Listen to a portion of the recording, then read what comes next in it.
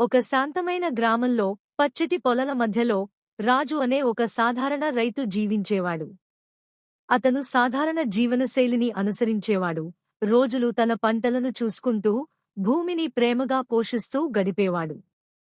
ఆ గ్రామంలో ప్రకృతిని గౌరవించడం, పెద్దవాటికైనా చిన్నవాటికైనా శాంతిగా సహజీవనం చేయడం అనే నమ్మకం పాతకాలం నుంచే ఉంది.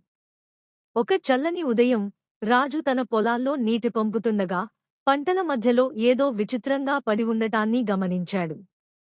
అతను దగ్గరగా వెళ్లి చూశాడు. అది ఒక పాము. మెరిసే తోకలతో, కాంతిలో మెరుస్తూ ఉన్న అందమైన జీవి. ఇతర రైతుల మాదిరిగా భయపడకుండా రాజు ఆ పాముతో ఏదో బంధం ఏర్పడినట్టు అనిపించింది.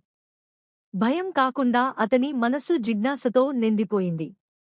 దాన్ని తిప్పి పంపించలేదుగాని హాని చేయకూడదన్న భావంతో రాజు మెల్లగా దాన్ని తీసుకుని పక్కనే ఉన్న చెట్టు నీడలో వదిలాడు. దానికి చిన్న మట్టి కప్పలో పాలు పెట్టాడు, ఒక మంచితనపు సంకేతంగా. ఆ పాము తడుముకుంటూ ఆ పాలను తాగింది. గ్రామస్థులు ఆ దృశ్యాన్ని ఆందోళనతో చూశారు.